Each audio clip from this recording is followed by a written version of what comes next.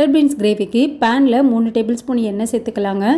சீரகம், பட்டை, கிராம்பு, கல்பாசி சேர்த்துக்கலாம். 2 பெரிய வெங்காயங்க நீல வாக்கில் கட் பண்ணி சேர்த்துக்கலாம். வெங்காயம் நல்லா வதங்கினதுக்கப்புறம் இஞ்சி பூண்டு பேஸ்ட்டு சேர்த்துக்கலாங்க.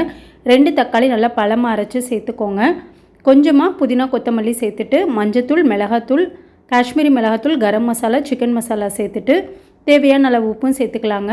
1/4 டம்ளர் அளவுக்கு மட்டும் தண்ணி சேர்த்துக்கலாங்க. இந்த மசாலாவோட பச்சை வாசனை போகிறதுக்காக ஒரு 3 நிமிஷம் வந்து மூடி போட்டு வச்சுக்கலாங்க. இப்போ ஓப்பன் பண்ணி பார்க்கலாம். நல்லா எண்ணெய் பிரிஞ்சு வந்துருச்சுங்க. இதில் 1 கப் அளவுக்கு பட்டர் பீன்ஸ் சேர்த்துக்கிறேங்க. 1 டம்ளர் அளவுக்கு தண்ணி சேர்த்துட்டு கிரேவிக்கு தேவையான அளவு உப்பு சேர்த்துக்கலாங்க. ஒரு 5 நிமிஷம் நல்லா வந்து கொதிக்கட்டும்.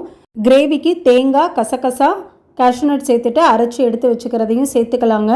ஒரு தடவை நல்லா கலந்து விட்டுக்கலாங்க. தண்ணி உங்களுக்கு தேவைன்னா சேர்த்துக்கலாம். எனக்கு கொஞ்சம் திக்காக தான் செய்ய போகிறேன். தேவையான அளவு உப்பு சேர்த்துட்டு ஒரு 5 நிமிஷம் மூடி போட்டு வச்சுட்டோன்னா ரொம்ப டேஸ்டியான பட்டர் பீன்ஸ் கிரேவி ரெடிங்க. இட்லி, தோசை, சப்பாத்திக்கு ரொம்ப நல்லாயிருக்கும். ட்ரை பண்ணி பாருங்கள்.